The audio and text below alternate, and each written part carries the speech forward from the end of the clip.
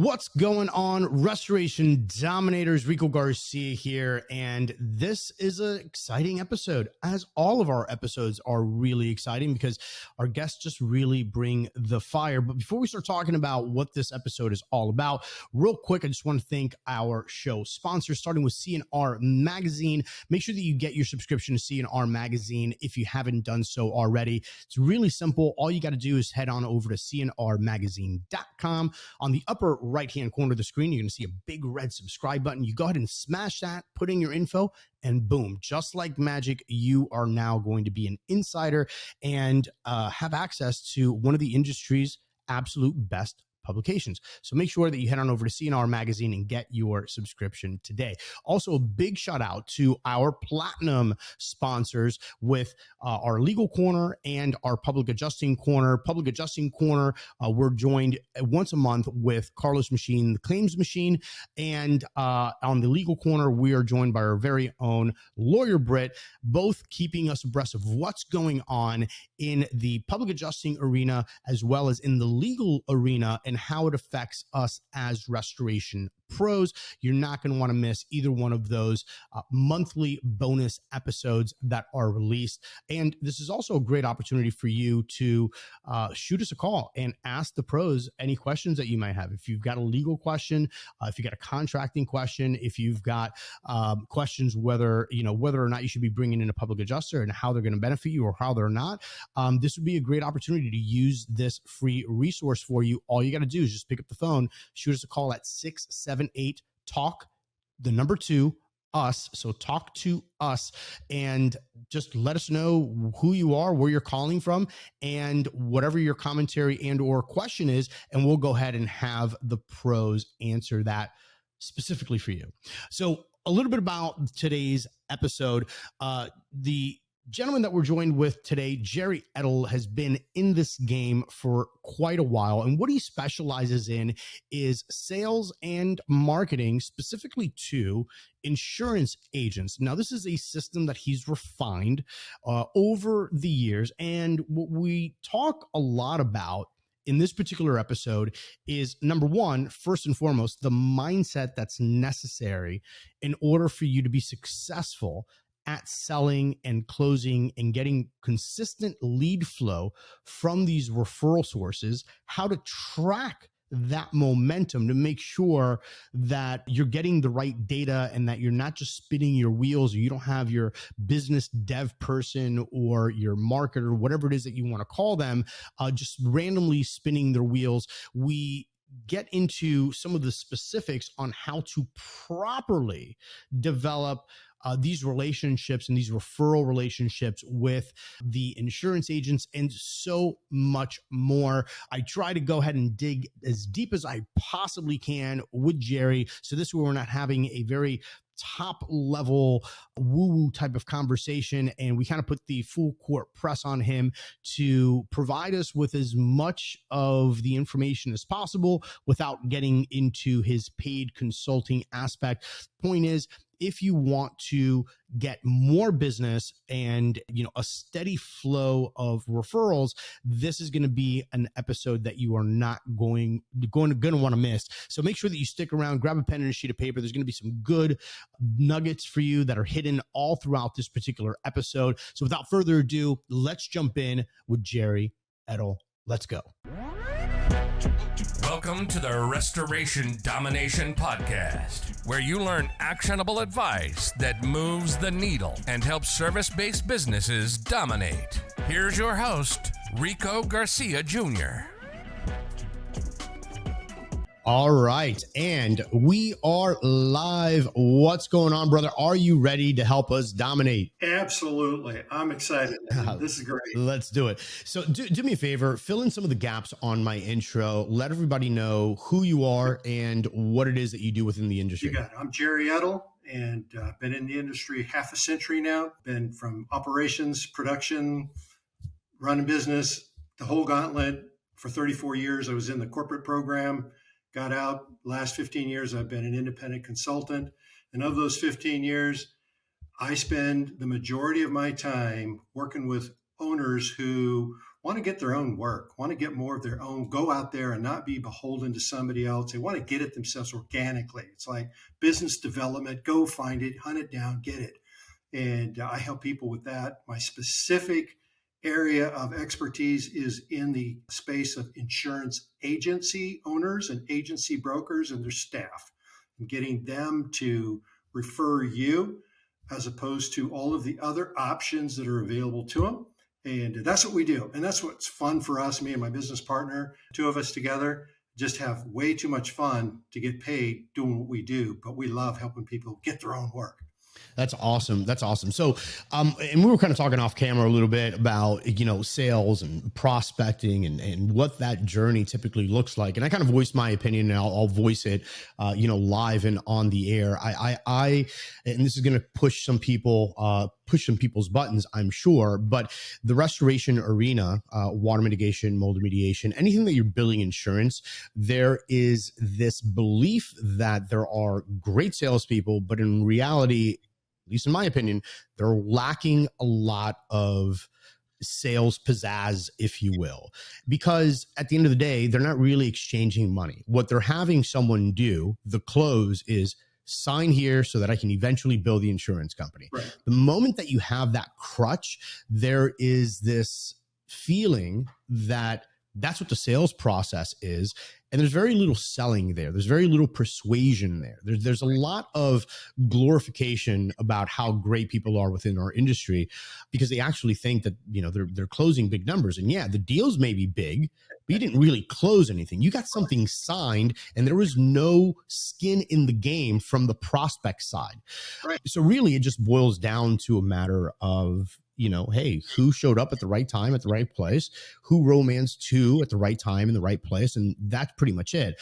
The other side of that is the prospecting side, because once you don't have to go out and hunt, right, and get your own deals, right. Well, now all of a sudden you kind of start looking at prospecting a totally different way. And like you said, trying to get leads and get clients in an organic fashion, right? Just a little bit of sweat and grit and, a little bit of hustle, the good old fashioned way. Like all of a sudden now that changes the landscape. And I think that over time, you start to get really watered down prospecting methodologies and closing methodologies that kind of take over the industry. So expand on that for me and let me know what your thoughts are. Yeah, spot on. The way leads come to us now, especially when it's coming through programs, the TPAs, those kind of deals, it actually turns you into an order taker. You're not a sales professional doing that. You're basically just taking the order, show up, get it done, sign the customer, just everything you just said. And over time, it lulls you to sleep and you forget. So when you're doing SEO and you get a call coming from that, you're doing pay-per-click and you get a call coming from that. I mean, the whole concept of there's a sales process, it's completely forgotten. I forget. I don't even think about it. I don't understand why I didn't get that job, and it's because we've lost the art of selling. And within that, there's a piece called prospecting. And it's very important to understand prospecting is not selling. Selling includes prospecting, but when you're prospecting, you should not be selling. And for most people, sales sounds like, and this isn't true, this isn't what it should be, but this is what most people sound like when they're selling. Well, let me tell you about me. Let me tell you about my company. Let me tell you how great we are. We're proud of our company, our ICRC certifications, et cetera, all our stuff, all our people, blah, blah, blah. That's not selling. That's just vomiting out, all about you. That's not it's the selling. verbal diarrhea that all salesmen are typically plagued with at one point or another. Correct. It absolutely is. And so that's really not sales work, but that's what people resort to. And they do that when they're prospecting, going after my favorite category, insurance agency owners, insurance agency brokers, those type of people who've got customers that need your service. Man, when you show up and you start throwing up your information and who you are and what you do and how great you are, man, that's not prospecting. And that's not selling. That's just wasting people's time, And so when you think about what you've got to do out there, if you're going to put somebody out there and go after organic work, And let's be clear. And I think you'll agree with this. Not everybody is going to go out and get organic work. I mean, there are plenty of people out there. I've met plenty. I know plenty that they would rather take a beating in the parking lot than pick up the phone and call a stranger or walk through a door and introduce yourself. I mean, it's like, I'm not going to do it. And so, having work come to me, having leads come to me, just go get it, inbound stuff, never doing any outbound. I get that. And that's okay. It's not a problem. Well, it's one of those things that Zig Ziglar said that timid salesmen have skinny kids. Yeah, and, when you apply that to a company setting, a timid sales culture produces skinny results. Right. So it's just funny how that is. And of course, our industry is one of those that we're blessed enough with the way that the billing structures are, how they happen to be, how we end up closing those deals, and, just a simple signing of the contract, boom. And then all of a sudden, you have some pockets to dig into, but there is something to be said about going out, prospecting, selling properly, marketing yourself properly in order to go ahead and add to the overall revenue in your business. And not only just your overall revenue, but just your freedom, right? And again, and I want to make this like really clear for anybody who's listening to the podcast or watching. And I've said this a million times. I don't have a horse in the race one way or another. We spoke about this when, off camera. I don't care if you do TPA work. I don't care if you like insurance or don't like insurance companies. Like, that's not even the discussion, right? I think that it's great. Anything is great if it's a good fit for you. Anything is bad if it's not a good fit for you, right? There's tons of companies that have been extremely successful from a revenue standpoint, from a profitability standpoint on either sides of the fence. The problem lies in when you're not happy and there's nothing that you could do about it other than bitch and moan. And that usually boils down to the fact that you don't know how to go out and prospect, and you don't know how to go out and close sales. Now, I know that when you hear that, it's really upset. It really upsets you, right? Because you're like, oh God, what do you mean I can't sell? What do you mean I don't know how to prospect? Of course I'm good. Well, we all want to be legends in our own mind, right? But it's those long, hard looks in the mirror, and you're like, man, am I really going out there, and am I really being effective at my prospecting, at my marketing, at my sales? Have I been resting on my laurels? Like, what's going on here, right? And I think that once people come to the awakening that, hey, maybe I should be doing something different and getting a little bit more aggressive with how I'm presenting my organization and presenting, ourselves to the local community and to people that have my prospect, right? Because somebody's got your client. You're usually one person away from whatever client it is that you want. Yeah. Question is are you going out and shaking their hand and meeting them and prospecting them in a way that's going to be effective for you? Yeah, exactly. Yeah. And, off camera, you had made a great, simple, clear, concise definition of marketing. Do that again. Yeah. Marketing is just salesmanship in print, right? Like, that's really what it's about. Yeah.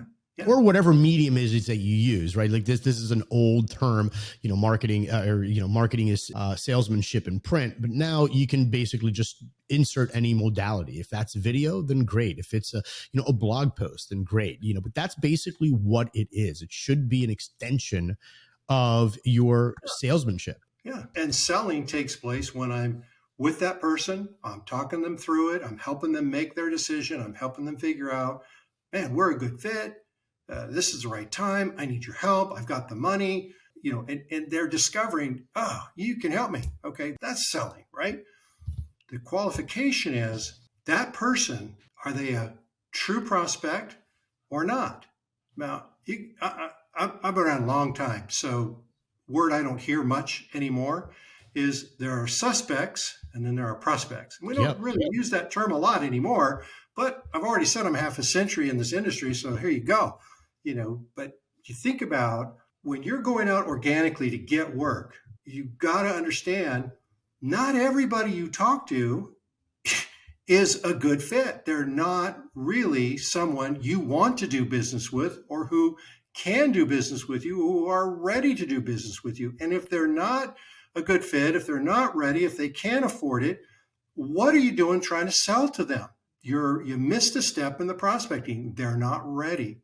So prospecting is a key part that is under discussed, and we all talk about sales and we talk about marketing and well, we should, but we've got to understand part of sales is identifying the right person, right? Right. And so in the business space that I work with and the clients that I help with, it's like, understand something. When you go into insurance agency offices, and this is just a fun way for me to say this is how I best remember 60-40 percentage wise.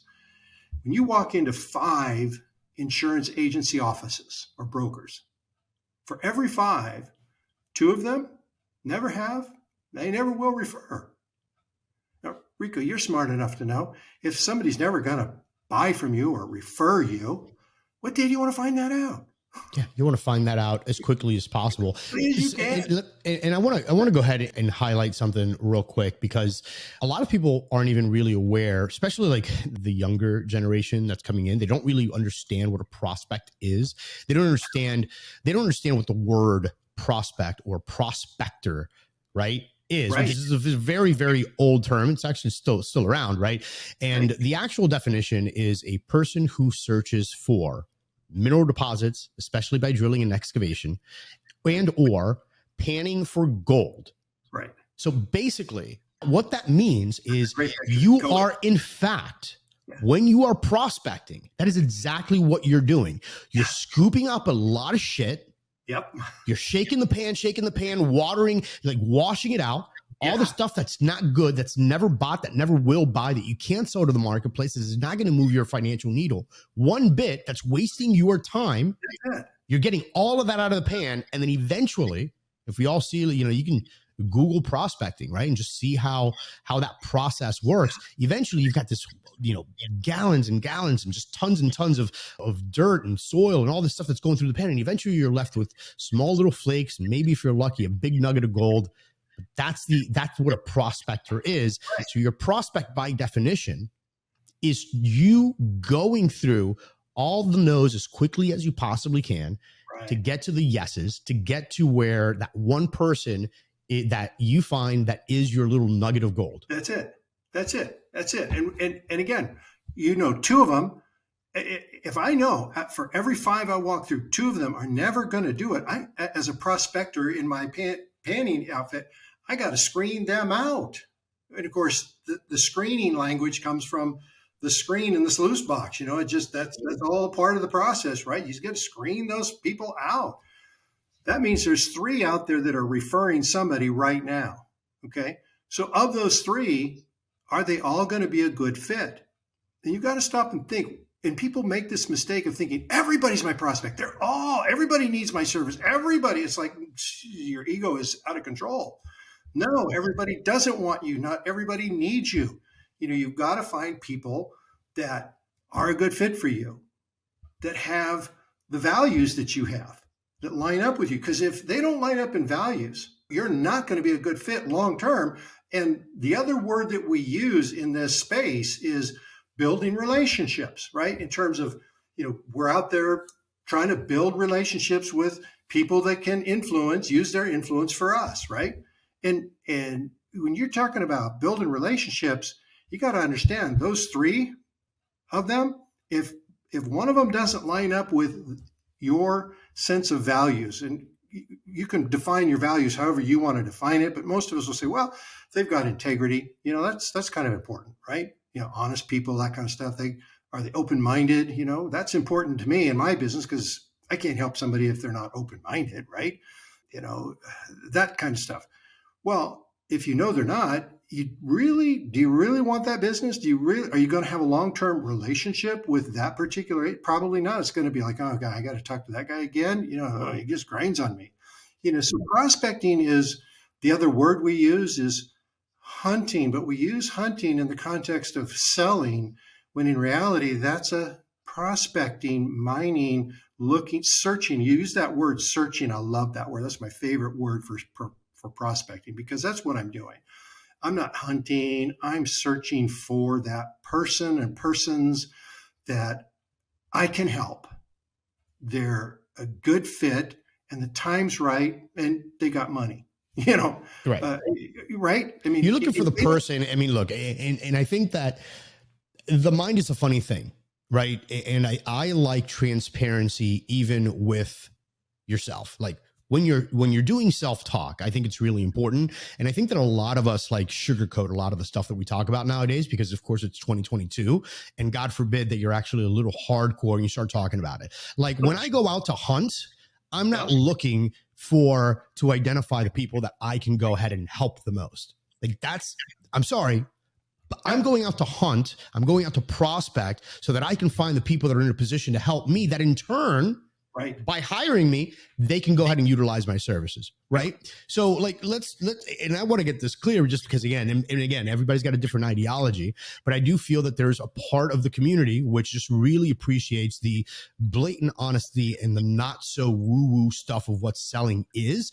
Right. Nobody goes out to sell unless you're Mother Teresa, because you're just on this hunt to help people. No, you're going out to help. The people that you're looking to help is your mother, your father, your cousin, your daughter, your wife, your husband. Those are the people that you're looking to help. That's why you went out to hunt in the first place. Fat kids, not skinny kids. I'm hunting for them. That's what I'm saying. Now, if you're servicing your product, which is should, as an entrepreneur, be a great product and a great service, and of course it's going to help these people. But again, you're helping the people that have the financial ability and the wherewithal to go ahead and help you get to your destination, right? So just wanted to go ahead and make that little tidbit. No, that is great. I get a lot of people I work with that they've got, how many agents do you call on, for example? Oh, I've got, 200-300, how often do you see them? Knowing the answer is going to be every probably 4 to 6 weeks. And I see 20 to 25 a day and whatever, they just make the rounds and the routes. And it's like, okay, so let's think about this for a minute. Is that agent referred? No. Okay. Does that agent, do they have a very big book of business? Have you thought about that? Well, no, I never. How long have they been in agency? Because the average doesn't make it 5 years. They wash out in year 3, 4. That's when they're gone. They just don't make it. So it's like, wait, you're hunting, you're searching for that one? What? No, wait, that's not going to. They don't have a very big book of business, even though today's agents buy another book of business and they kind of get started with this basic book of business, but it's not enough and they're growing their business and they don't have very many claims. Okay. Right. Well, if you got a small book of business, you don't have very many claims and you're, prospecting to them. And then you think, hey, they're a great fit. They got great heart. God, I really like this guy, this gal. I'm going to go after them. I make a deal with them. I get a handshake with them. I'm going to help them. They're going to get me out on losses, etc. Wait a second, stop. Okay, yes, they want to refer, and yes, they might be a great fit, but hold on. Are they going to feed your kids? Mm-hmm. Because if they've only got 1 or 2 losses in a year, even if you got both of them, and I'm not going to say I don't want one. I'll take any one I get, but that's from a return on investment of my time and my energy. I got to find the one that can send me 50 or 60 or more, not just 1 or 2, right? Yeah. It's always better to fish for a whale than to fish for minnows. Because at the end of the day, whenever you get lucky, either you're going to have a whale or you're going to have a bucket full of minnows. It's your call as a prospector. It's your call as a salesperson, who you're going after. And that's the question that you need to ask yourself is, who do you want to have as a client? Because it's equally as hard to get a bucket full of minnows as it is to just land one whale. Choice is yours. Well, exactly. And one of the questions I ask people is, okay, which insurance, and I'm going someplace with this, which insurance companies do you just groan when you get a loss from them? And there's always a company. It's never the same. It's just somebody comes up, somebody blurts out, oh God, when this company comes, oh, I hate that. Okay. So I turn to the salesperson that I'm there to help. And I say, so we don't want to put those agents on your list.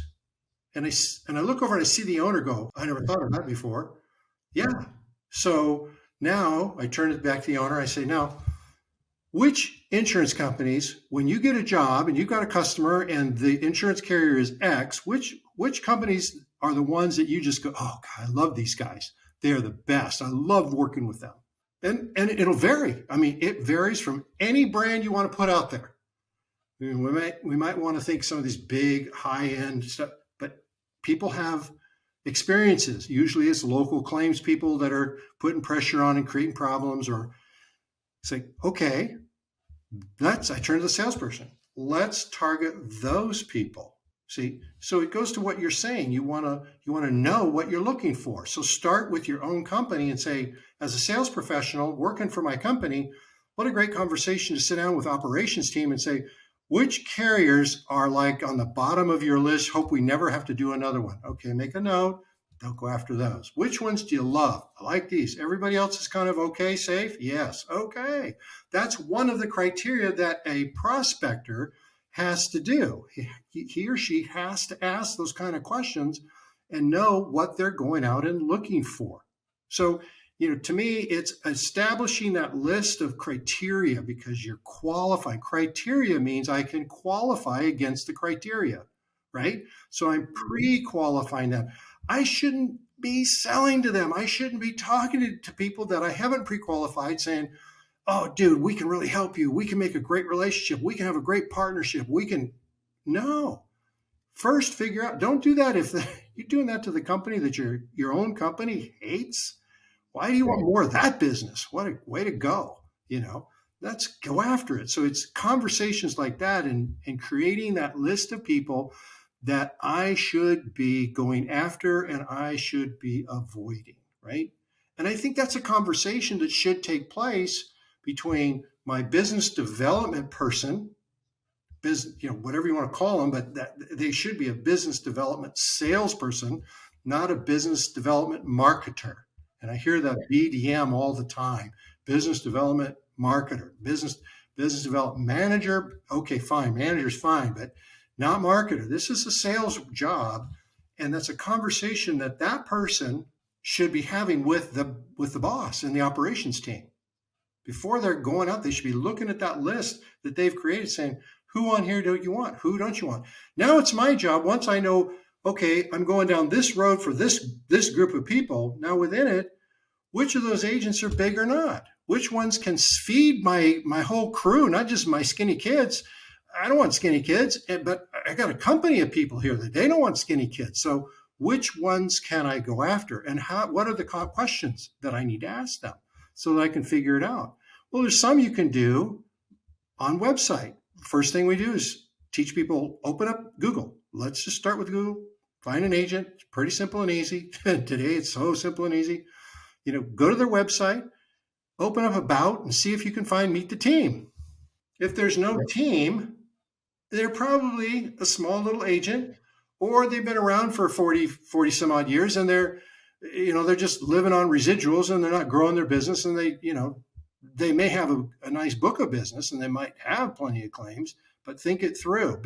That's one of the questions to ask, because where they're staff people, and one of the lessons I learned a long while ago is the average agency. If you take, who's the biggest brand, who's the biggest residential insurer in America? Rico, who is that? That's State Farm, right? Can we say their name online like this? Is that okay? You can edit it out if your legal says you can't. They're the biggest out there. But if I take them, and I use that example just because they're in every town. They're all over the place, right? And the average size, average book of business, you walk in or you look on their website and you see 2 or 3 people listed as part of the team. That's the average. Well, they're going to have enough losses to make it worth your while to go after them. If you walk into one of those offices and you see 8, 9, 10 people, they're probably in the top 10% of all those agents in the United States. I mean, they just don't have. Now, you can walk into an independent broker who's got all kinds of different lines and service companies and different kinds of carriers that they're writing for. They can have hundreds of people working for them. You look at Brown & Brown as a national company. Oh my gosh, they got thousands of people working for them. But the point is, you want to look for the agency that's got a staff of people, because a bigger staff of people is going to mean they've got more clients. More clients are going to have more losses. There you go. That's part of the criteria process. And part of this is about learning too. And if you really think about it at its core, right? Maybe somebody's listening to this or watching this and saying, oh yeah, that totally makes sense. Unfortunately, a lot of things make sense once you hear it, and you kind of had the intent of going down this road of planning stuff out before you take the shotgun approach. But, obviously it's business, right? So you kind of, just keep rolling with the punches, and you don't really take the time to put together a plan, right? And being in the construction arena, if typically before you go buy a house or before you go build a house or a building, what do you do? Before you start it, what do? You finish it. Jim Rohn actually talks about this. He's got a couple of quotes on it, and he's basically saying that you can finish before you start. Right. And that applies to like everything. So before you even start, what your prospecting, marketing, and sales journey should look like, you should go ahead and finish it first. Have that all planned out. And that alone, that practice of putting pen to paper, mapping everything out, who you would actually want to work with, who you wouldn't want to work with, what kind of teams you want to go after, all of this, if it's done before you even start implementing these processes, saves you a lot of the heartache of trying to tweak it as you go. Right. Yeah, exactly. Yeah, it's having that plan, right down to the service. I mean, what's the space I want to be in? What's the service? What do we love to do? What gives us life around here? What do we just thoroughly enjoy doing? Right. It's all of those kinds of things, and building it backwards. It's that designer, and then the architect and engineers, and then the contractors and so on, and then right down to the substructure before you pour the concrete, all that kind of stuff. That's all. It's a great metaphor that you've used, obviously. It's about using like your again, most of us are in the business, right? Like if we're going to start a project, how is it that we start a project? We look around, we look at the project, we look at the issues at hand, and we're like, okay, how am I going to get to the finish line? And mentally you map this entire thing out, right? Or on paper or whatever. Like, why would you not do that for your sales process? Why would you not do that for your marketing process? Why would you leave it up to luck and chance and, maybe good fortune to just be at the right place at the right time and you meet the right people? Like, all of this should be designed to some degree. Now, could luck and good timing and good fortune play a part? Sure. And I'll take it. Sure, I'll take it. Absolutely. All day, right? But what is lucky, right? Lucky is when preparation meets opportunity. That's luck. Like that's the sheer definition of luck. So all of a sudden everybody wants to say, oh, well, you got lucky, or no, brother, like we prepared, like we game planned for this, it just so happened that we executed on it enough and enough to where eventually we were able to go ahead and hit our mark. And that's the key. And let me ask you this. How many business owners do you see that are already got a program in place that haven't really gone through the mental practice of putting this kind of stuff, mapping it out beforehand? Oh, it's very rare that they have it mapped out. Oh yeah. It's just so unusual. Right. Very rare. Yeah. Right. And then just the going through the mental practice of mapping it out and just asking themselves these questions. Who do I want to work with? What deals do I like? Which ones are the most profitable? Which again, from a business standpoint, should be fairly simple. They should come to mind rather rapidly, right? It does. It always does. Yeah.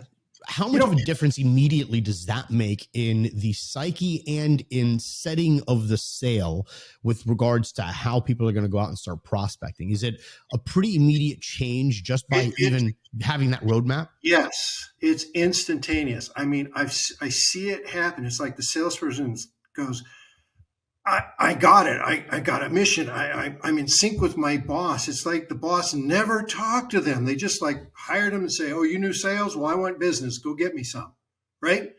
And then they default to some kind of a route business. And it's like they never have that conversation. I can't tell you how many times I've sat down and done that kind of a process with the sales aspect and the prospecting aspect, and have the salesperson go, my gosh, I finally feel like I've got a plan. I know what I'm doing. I know what I need to do next, and it's like, that's. So I want I want to switch gears a little bit. I mean, we're still going to be on pretty much the same topic because all of this stuff kind of does overlap. But I do want to talk about scalability, right? Okay. And one of the main issues that I find with the quote unquote route marketing, if you will, is how scalable it is because there's only X amount of hours in a day.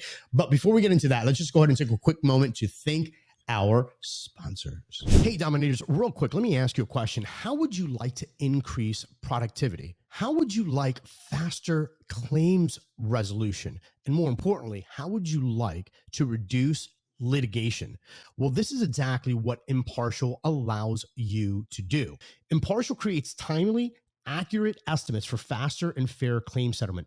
Building upon Matterport's technology, the Impartial Scope tool extracts the relevant data embedded with pre-mitigation and post-mitigation scans and subsequently renders an exactimate or assimilability estimate that can be approved by a carrier without any hesitation. The magic here is that the software helps contractors generate mitigation and repair estimates for more rapid approval from insurance carriers while removing the burdensome administrative process. Each impartial estimate is produced with objective accuracy using immersive 3D imagery and precise physical and geospatial measurements. Impartial, in my opinion, is one of those tools that simply can go ahead and change your business. And with so many features such as impartial tags, timestamp matter tags, the ability to upload JPEG, PNG, ESX, and so much more. Impartial is that software that could genuinely change your business.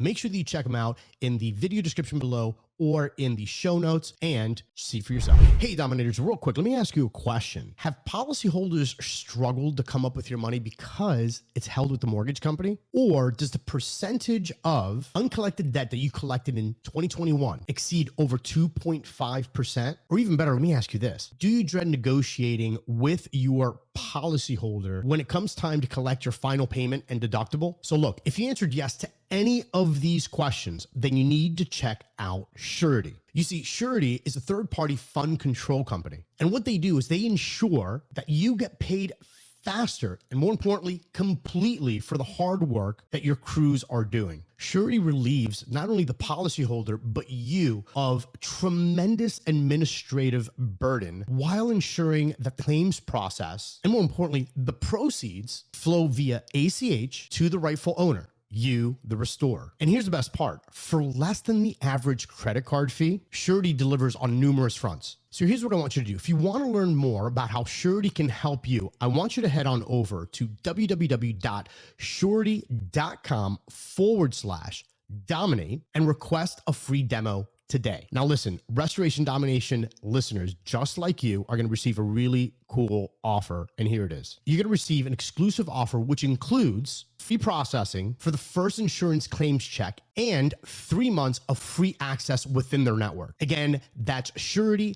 SURETI.com/dominate. Photo documentation is possibly one of the most important aspects of what it is that we do in the restoration business. Not only so that the client knows exactly what's going on, but also so that you can prove your work to insurance companies. One of the best ways that I found to go ahead and document our projects is by using CompanyCam. CompanyCam is an amazing app. It has so many features, everything from timestamped and GPS located photos, individual project files, unlimited photo storage, in-app communication with your crew, a live stream of all of your projects as the photos are coming in, as if it was an Instagram feed. So from a managerial standpoint, CompanyCam can help you there as well. But more importantly, it gives you the ability to protect your organization while documenting and keeping everything nice and neat. So we've got a really special offer for you. If you go to CompanyCam.com/dominate, not only will you get your 14-day free trial, but you're also going to get the first 2 months 50% off. So again, head on over to CompanyCam.com/dominate. Get the app, and I'm sure you're going to love it. All right, so we are back. And before the break, I just wanted to go ahead and jump into a new subject, which was scalability, right? there's only X amount of hours in a day. Maybe, you got a workhorse and, they're out there in the field, shaking hands, kissing babies, 12 hours a day, maybe, right? Okay. They're meeting new people consistently. I mean, they have to meet new people consistently and forge existing relationships. How is that a scalable model? On one level, simple and easy, just hire more people. Right. Okay. Right? I mean, right. Isn't that it? That's just simple model. And that happens, right? Yeah, but that's an ineffective model. And here's why, because there's a lot of waste in the process. Yeah, so exactly. If we're going back to the gold rule, right? And then, so are we just prospecting and just going back to a lot of these, nothing deals and we're just being hopeful? Or are we just, and we see this a lot in the industry, people just like, oh, well, this guy's already making 100 visits or whatever that number is to be effective. He's maxed out or she's maxed out. Let's go ahead and hire another one and another one and another one. Next thing you know, you've got this army of foot soldiers, but not a whole lot's coming of it. Yeah. And what happens is you either get one because you're just lucky, or you hear of guys that have one, which is very common, especially in franchise organizations, who the leadership will talk about. So-and-so over here just does this rocks and rolls and just building a business. And when you look at that salesperson that's working for them, they're the sales unicorn. Mm-hmm. They're just rare. You can't replicate them. If you ever lose that one, you're toast. You're gone. And that's the problem with businesses that try to do this. When my clients understand, wait, this is a process, this is a strategy that can be repeated by a sales professional, meaning they have two key skills. And you mentioned one of them, they got to be persuasive. I mean, all salespeople have to be persuasive. The second one is, according to the competency theory folks, they have to be goal-oriented, achievement-oriented. They have to be go-getters. You've got to have people that have those two skills combined together. And then there's a third element that we call mindset or philosophy, and that is they understand this is long cycle. It takes time, and you have to be able to work the relationship to a process. And when you put it into a process, you have a strategy that can be learned. And when you've got people with the right skills and the right mindset, guess what? You can replicate that. And so you can put a second person in. And in our system, people, our business development sales professionals will start to max out when they get 40 agencies that are on board, 40. We think in terms of, gosh, they need hundreds. No, they don't. Because if I'm getting at least 5 losses in a 12-month time period from 40, all of a sudden I got 200 losses. And when you take a sales professional and in a value proposition like ours, we're being an extension of the agency with their customer at the emotional level. And when you do that, you have to be on site. You can make a phone call, but you got to be out there too. At some point, you got to be out there. Let's go back in time. Back in the day, when I grew up, the insurance agent came to my parents' home when I was a kid and sold the policy and then monthly pick up the check, right? If there was a claim, he would come out. I can still remember the guy's name. How weird is that? I mean, I'm 67. I wasn't 7, 8 years old. This guy's name's L. Bartholomew. Crazy, right? And he was sounds like a 67-year-old name. Yeah. It is, but they would come out, they would write the check. If there was a problem, they'd say, it's going to be okay. It's going to be okay. We're going to take care of you. And he literally did, right? And he was all around that headpiece because why? He wanted to fulfill the promise he made to his customer. Right. Well, when you send a business development sales professional out as an extension of that agent doing something of that nature, you can't just 200 of those in a year. You're busy. You got more than you can handle. Now it's time to add a second person. All we got to do is help you find somebody with skill and mindset, right? 2 critical skills and the right mindset, and give them the process. They follow the process.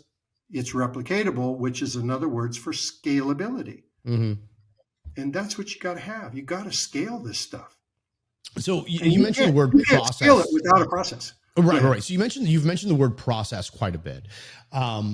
So walk us through, without giving away the farm, walk us through what this process should actually look like. And I'm talking about, let's not talk about high level and use really nice words to dress it up. And then there's a secret sauce somewhere in the bottom that no one can access, right? Like I'm talking about, like, let's try to get as real as possible without giving away all of your secret sauce.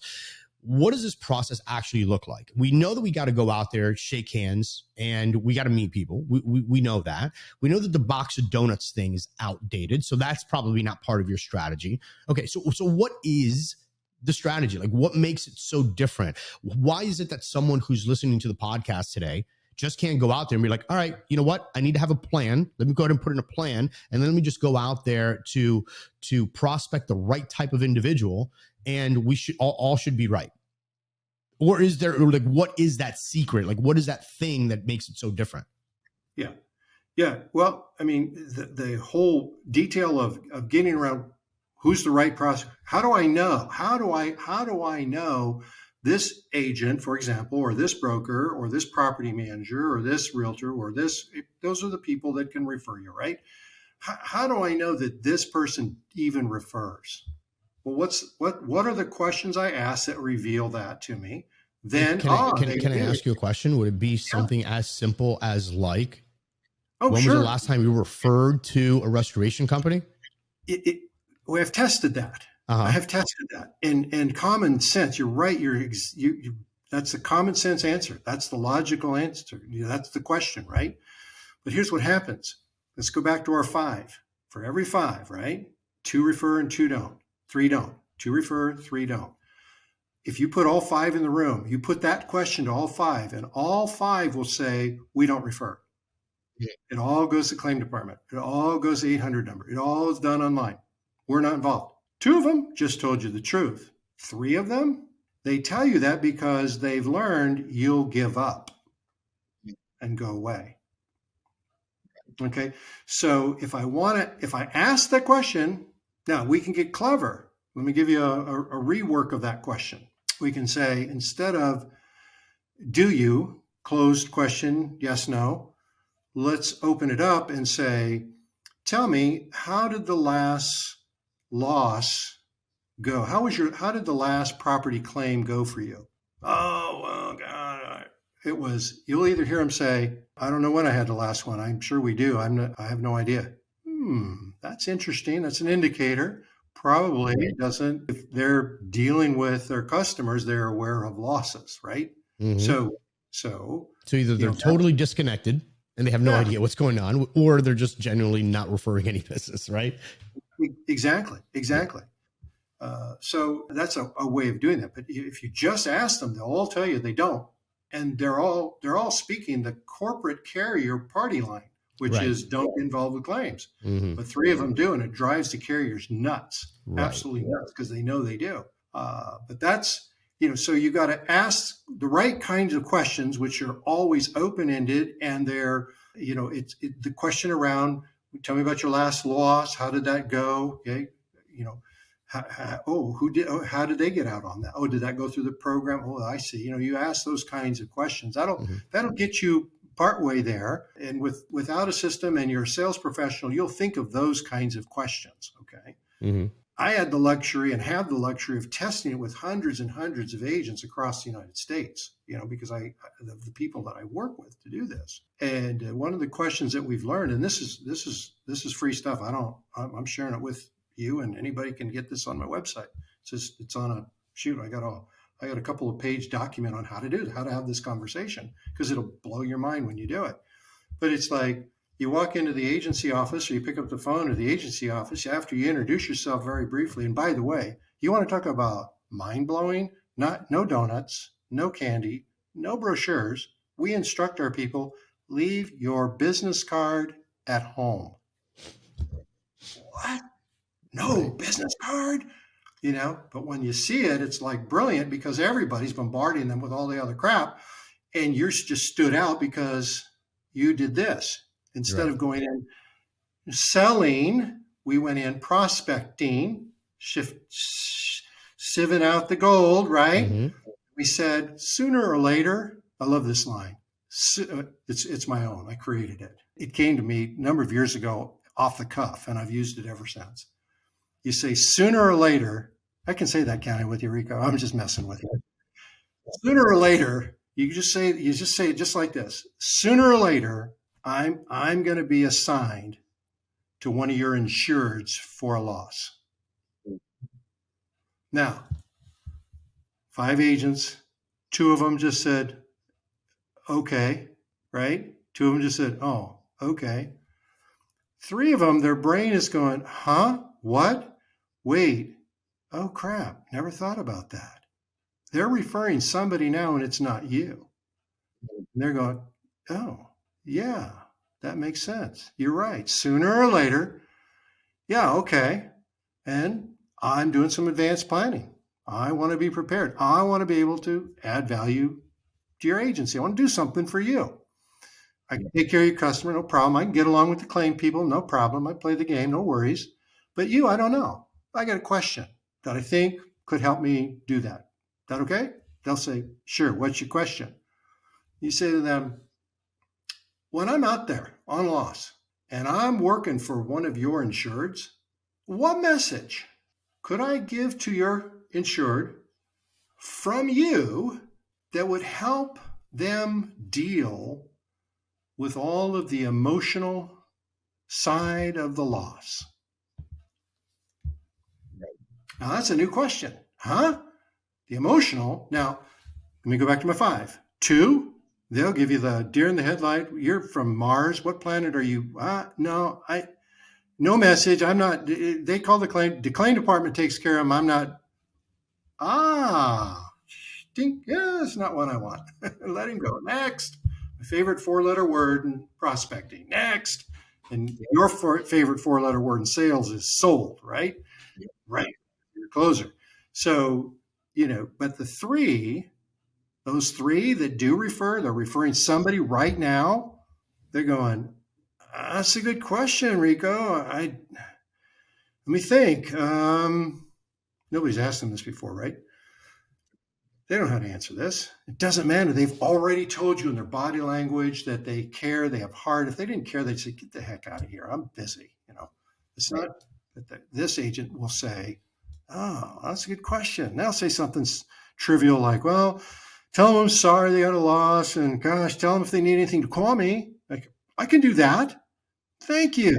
Now, I leave. I don't give them my card. I didn't leave them candy. I didn't say I'll be back. I will be. But because I have a plan. My plan is prospecting, is trying to figure out, is this going to be a good target? Well, it sounds like maybe this one does refer. So I'm going to keep them in the hunt list for now. They're still in the mining pan, right? They're still going, swirling around, trying to figure out, is this a nugget or is this fool's gold, right?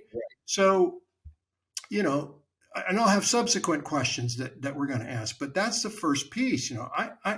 I'm looking around, I'm casing the agent's office as I'm in and out. It's like, look at this. There's 3, 4, there's 5 people work for this agent. They're a big agency. They come now, but wait, are they all auto? How's that going to help you? Oh, wait, somebody just said, ooh, you're right. Yeah. What's their property casualty? We're in P&C. We're not in auto. Auto's the big dog. So if they're 60% auto and 40% P&C, that's a good mix because they've got a good blend. If they're the average, they've got they've got a couple thousand, 2,000-3,000 homeowners, customers, policyholders, insureds, is the word they like to use.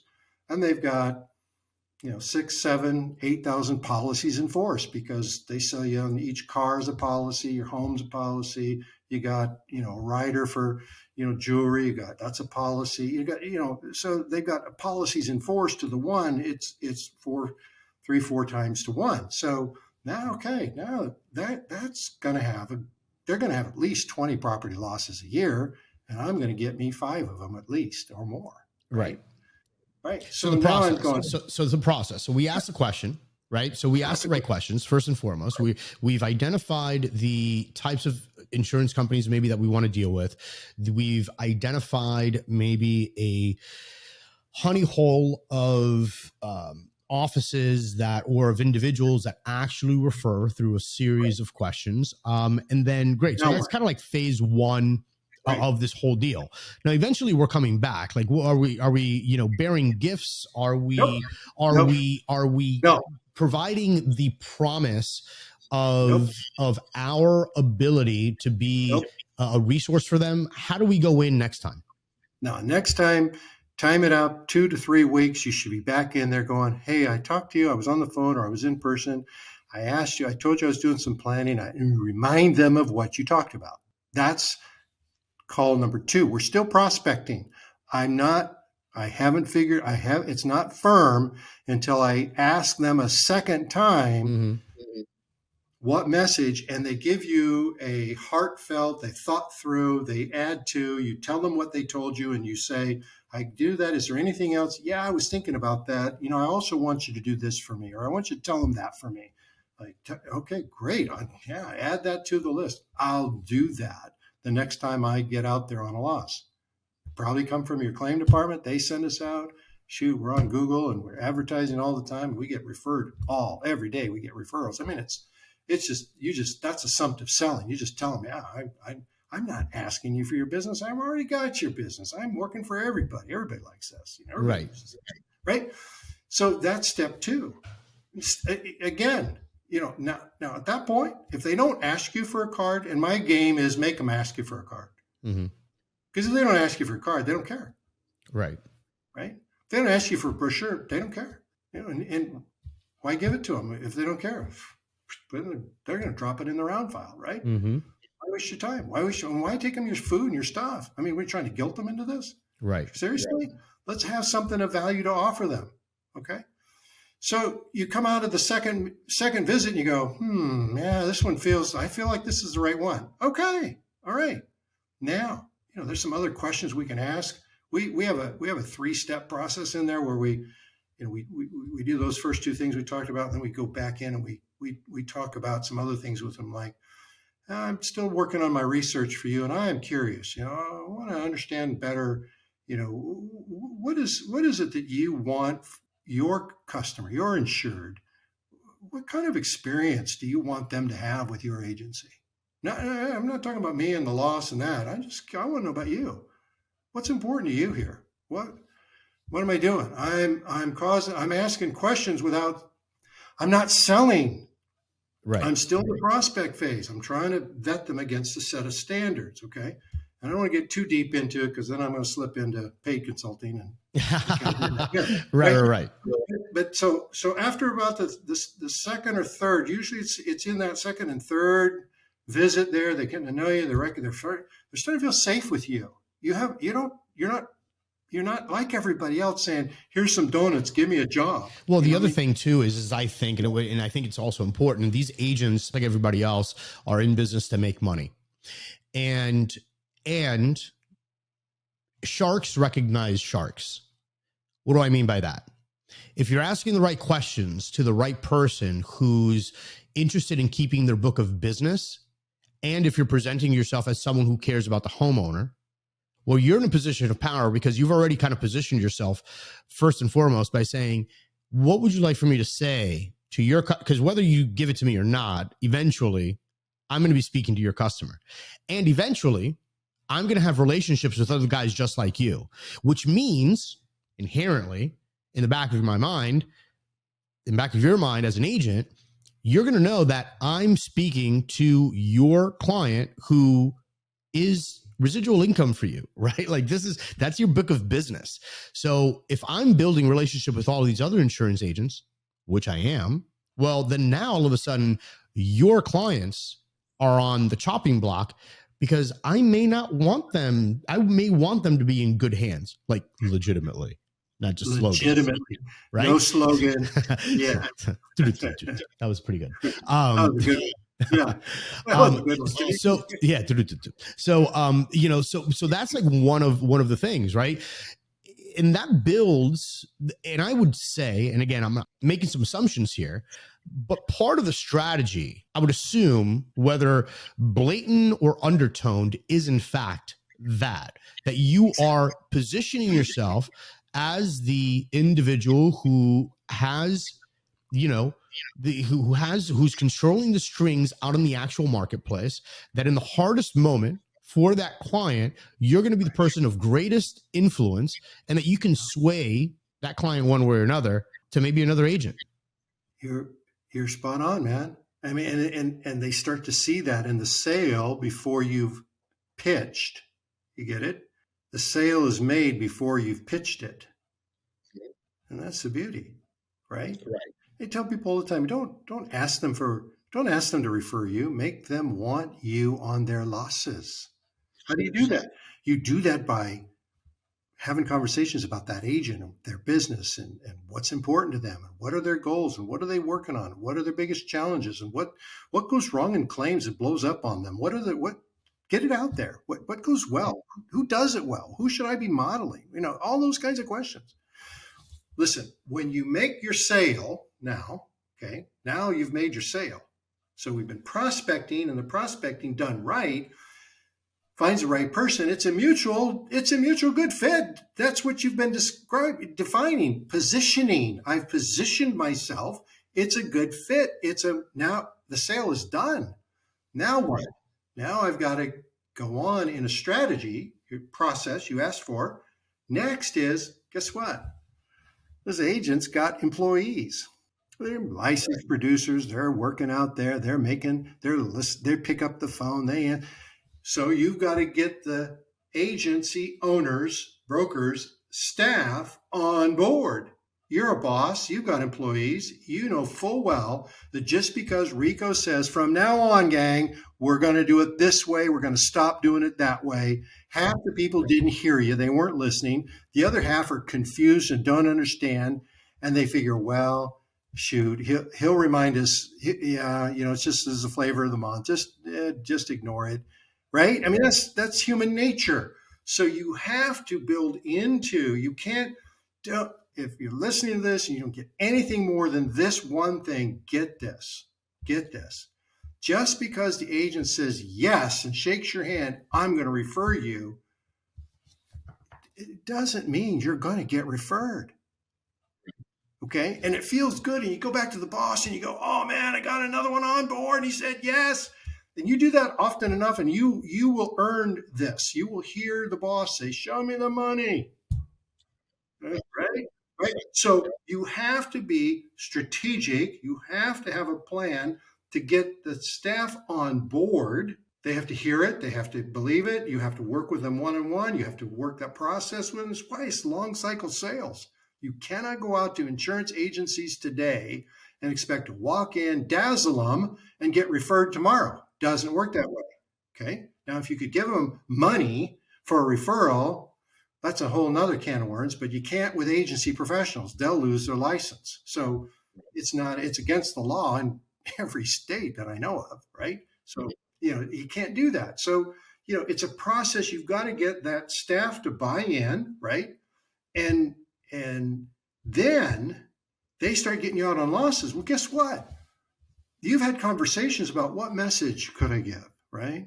What do you want me to be aware of? And what conversations should I help you and your customer have that I see? How do you want me to tell you about they got a new family member? How do you want me to tell you about they've remodeled their home? They've added a whole family room suite onto their place and they haven't changed their insurance, right? I mean, they didn't tell you.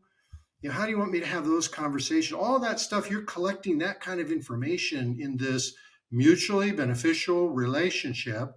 Well, now you get referred. Well, guess what? You got to deliver. You got to do what you promised them you would do. Then you get to have the most fun of all. You get to go back to the agent and tell them what you did, that they asked you to do. And it's like, now you're really winning. Okay. Well, meanwhile, that staff is just beginning to develop a habit of referring you. So you have to be intentional about the long term with the staff and getting them to develop the habit of referring your company.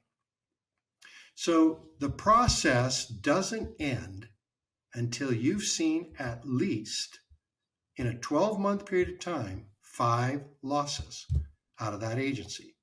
I don't know what it is about 5, but when you see 5, they've developed the habit of referring you. Right. So that's the magic number that anybody should be striving for. 12 months. What the 12 months, 5 losses.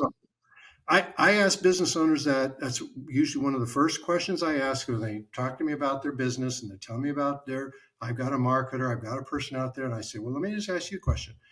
How many, and they use the word marketer, and I'll say, well, how many does your marketer call on? They'll say, oh, they got 200. Okay. And how many of those refer?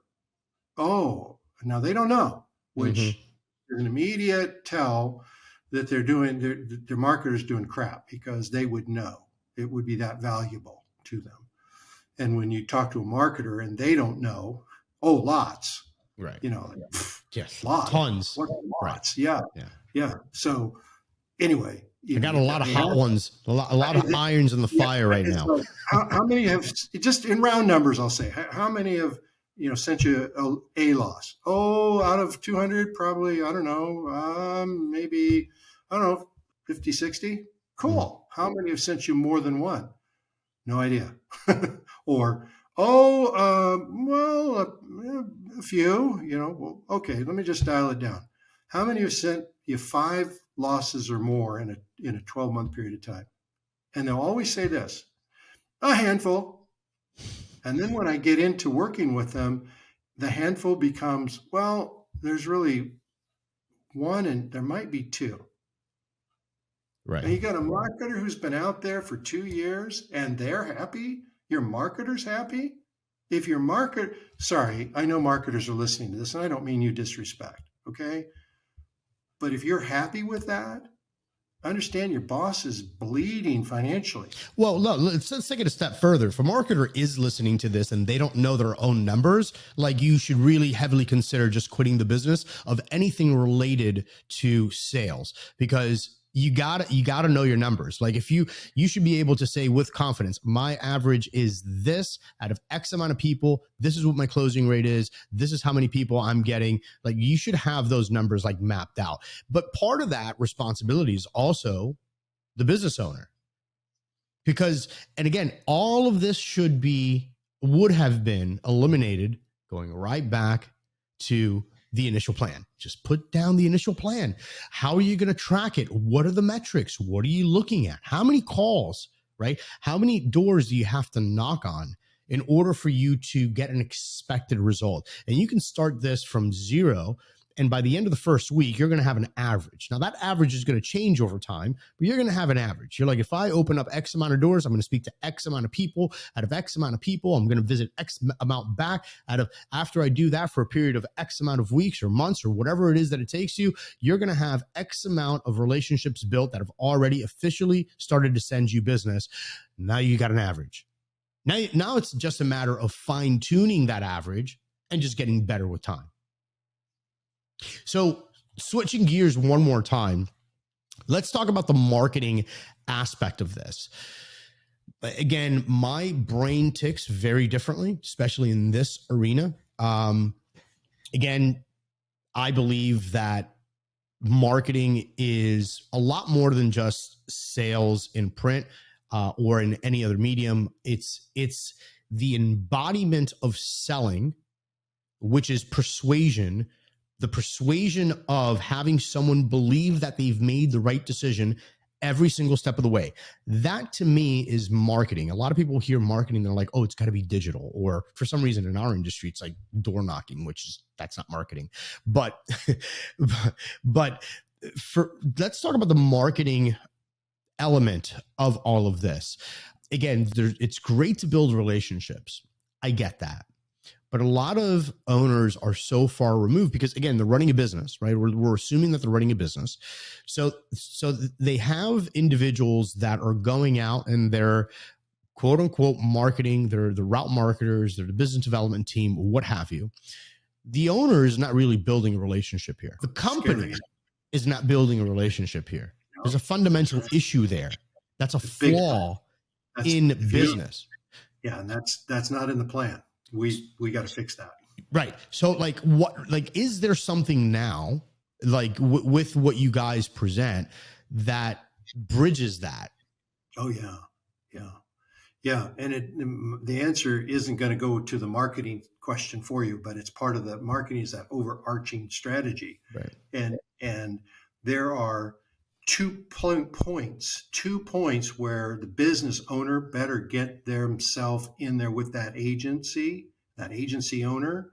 And it's the first is when the sales professional has made the sale, the agent is like, oh my gosh, I want you on my losses, right? We're going to send you handshake, whatever, right? Now you're ready to start on their staff. Well, bring the owner. As the owner, you should be at every time that happens. And it's not every day, and it's not hundreds, it's not thousands. So don't get excited about it. You can do this. It's not a big deal. It's going to take you an hour. It's going to be the best hour of your day. You're going to go in. You're going to get introduced by your sales professional to the agency owner. As my business owner, meet the business owner of this agency. Mm-hmm. You're going to shake hands. You can have a little plan of discussion there. You can talk about, your sales professional and what you guys are talking about, what you've agreed upon. And we're going to have a meeting with the whole company. Right. Now I'm going to bring in donuts. Cue the donuts. Right. There you go. Now it's time to there's a time to bring gifts. It's not on the first date. It's not in the prospecting. It's, dating is a great metaphor for prospecting. You don't bring the gifts up front. It just looks creepy. Right? It's bad form, right? It's bad form, man. It's bad form. Right. So look at me talking like I'm some expert. I married my high school sweetheart. That was 48 years ago, and we're still together. She's the love of my life. I don't know anything about dating. Well, there you go. Maybe you did it right the first time. Maybe you had a plan in place. Who knows? I got lucky. right opportunity, right? Right, exactly. Seriously. But, it is a great analogy. So you want to bring the food then, and they're munching your food, and you're talking about what we're going to be doing, what this is, what's this plan. And we're going to be an extension. We're going to do this. We're going to do that. What's your value proposition? Okay. So you've got to have that in play. That's the sale you've made. Now the staff goes, oh, I see. And there's him or her as the salesperson. And then there's you're the owner, and that's my boss. Okay. This feels like it's not one of the other hundreds of people that come through this door every day, right? Pitching, right? On their routes. Oh my gosh. So that's one point. The owner must go and establish himself. Point number 2, in our system, it's going to be in 6 months and then annually. 6 months and annually, we keep track of every loss we do and everything the agent asked us to do for them. And then we review that with them. Now, my sales professional does it job by job by job. But I, as an owner, am going to come in with my salesperson. Without my salesperson, you'll feel that one, okay? But you're going to have a conversation that sounds like this, and it's so fun to do with your salesperson. You turn and you say to the agent, Billy Bob here, my employee, I'll just call him Billy Bob. Billy Bob here has been telling me, how much he enjoys working for you. We're grateful for the work we've given us. We've got a report. I'd like to see he's going to review with you our numbers and what we've been doing for you. And it's just a report. It's a line by line, and it shows the agent this job, and this is the things you asked us to do, and here's the next job, and these are the things you asked to do. It's cumulative. It's always cumulative. And I go to that, and I'm there saying, thank you for the business, and thank you for the partnership, and thank you for allowing us. And I'm so glad to see Billy Bob's doing a great job for you. And that guy's going to sit there and sell them. He's going to tell you what a great guy Billy Bob is, right? But here's what's happening. I'm positioning myself so that if and when, God forbid, Billy Bob gets hit by a bus, but he isn't going to stay forever, much as I'd like. It's rare. I've got clients that have the salespeople we've helped them with. Some of them have stayed for 8, 10 years, 9, 10, 12 years, some of them. And it's like really fun, but that's unusual. right? It's not a plan. So this is the plan I build into the system. We have it built in that there's an exit strategy. Billy Bob's going to go away, but I'm not, and we're not. And if Billy Bob gets the idea that I'm going to go out and I'm going to become your competitor and I'm going to do this, well, first of all, you got to let him go, because that's and let him go. But he goes away. First thing I do is go in and say, Billy Bob's no longer with us, but I'm here. And we're continuing right on. And they go, great, no problem. And they're the agency owner. They're the boss. They know what it feels like to have one of their employees poached, right? Owners that don't do that are going to have, they're never going to scale it. Right. So 6 to 12 months, that's basically when the owner comes in with the rep and they do a cumulative report and say, hey, look, this is all the great things that our company has done for, your clients and why your clients are sticking around, basically. What you asked us for. Yeah. Where in this process, if at all, is there anything other than just the physical touch? The physical touch being a visit to the office, a phone call, right? Because that would basically be it. Either you're visiting the office or you're reaching out via the phone. Is there any other methods that you are employing or that someone should be putting into their system outside of the traditional route marketing, which is I get there when I get there, every week, every 2 weeks, every 3 weeks, et cetera? Yeah. So in the prospecting phase, yes, there's email follow-ups going on in there. They're personalized, they're sent, they're very specific to that agency. That's a key piece to it. Some people want to put them on their newsletter list. It's kind of cool the first time you get somebody's newsletter, Right. But I mean, seriously, how many newsletters do you sign up for that you get, that you read, you hit delete after a while, you just don't even see it, right? I'm not against them. Every day, I signed up for, a guy named Simon Sinek. You've heard of him. Yeah, of course.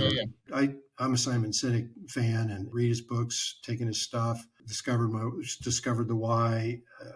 Every day he sends you a little thought, right? A little thought. I read that. Newsletter? I don't read it. Right. Nobody does. Who's got time for that? So what else can you do? I mean, what are the touch points? They're sold. They're using me. Now I'm delivering, I'm performing, I come in, we review, I'm on the phone, I talk to them, I'm out there with their customers. So if you take my average and you get 5 from it, at least 5 from 40, you've got 200 times. I'm going to be in the beginning, I'm going in person and reviewing. Pretty soon it's going to be a phone call. Pretty soon it's going to be an email, right? But I am every 6 months to 12, then I'm going in person and cumulatively reviewing all of it. I bring the boss, etc. So those are the touch points with that we're doing in our system. That's all it takes. That's amazing. So really it's just a matter of having, and again, in any business, it's all about having a system, having processes in place that are built for success. Like that's it. It's just having the right formula, the right recipe, whatever it is that you want to call it, done in the right order, and that'll ultimately yield a result, right?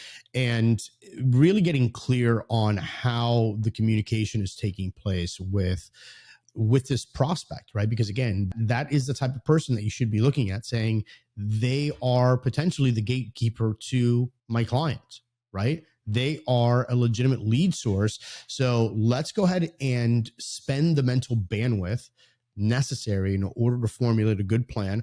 Or you could do the alternative and not spend the mental bandwidth and just take that time, energy, and effort into just implementing a system that's already been proven to work. So if someone is there mentally right now and they're like, hey, you know what, this is something that I would like to, look a little bit more into to see if it's a good fit for me, my organization, how would they reach out and learn more about you, your company, and the products and services that you may have? Of course, it's real simple. All you have to do is know how to spell my name, and that's tricky. But it's Gerry with a G. My mom did that. It's Gerald. She called me Gerry. She printed Gerry with a G. On paper, it looks like Gary, but I'm not Gary. Gerry at Gerry, Gerry, Edtl, that's the hardest part. Edtl's missing a vowel, but there's only 4 letters. EDTL. Gerry at Gerry Edtl, EDTL.com. You can get, that's my email. My website is GerryEdtl.com. Perfect. So, easy enough. And by the way, for those of you that are listening, I will go ahead and have a link in the video description below, as well as in the show notes, so that you can go ahead and, if spelling Gerry or Edtl is a little difficult, which I get, you can just click the link and all the thinking has already been done for you. And you can go ahead and check it out there. And Gerry, I want to go ahead and thank you for spending the time with us here today. I think it was really, really awesome, really insightful. Hopefully we've been able to motivate a couple of people to rethink the way that they are using their route marketing or their business development team, and just start asking some of these important questions, and to maybe, if they did have a plan, to go back to the plan and do a once over and see what was it when I put this plan in place? What is it that I didn't know that I know now that could have potentially have made this better, and then start amplifying on that. And remember, Restoration Dominators, it's all about asking the question of what is it that you don't know and how you're going to move forward. So make sure that you leave a comment somewhere in the video below, and or if you're listening to the podcast, make sure that you subscribe. And also remember, 678 Talk to Us. Go ahead and feel free to call in. Let us know your ideas, your methods that you've used in your route marketing, in how you're developing business. We'd love to go ahead and hear from you. And as always, hustle, hack, dominate. We'll see you on the next one. You've been listening to Restoration Domination, your #1 resource for tips, tricks, and hacks to help your business grow. Subscribe to our channel and follow us for more Restoration Domination. And follow our host at Rico Garcia Jr. on Facebook, Instagram, TikTok, and LinkedIn. Till next time, this is Restoration Domination. Hustle, hack, dominate.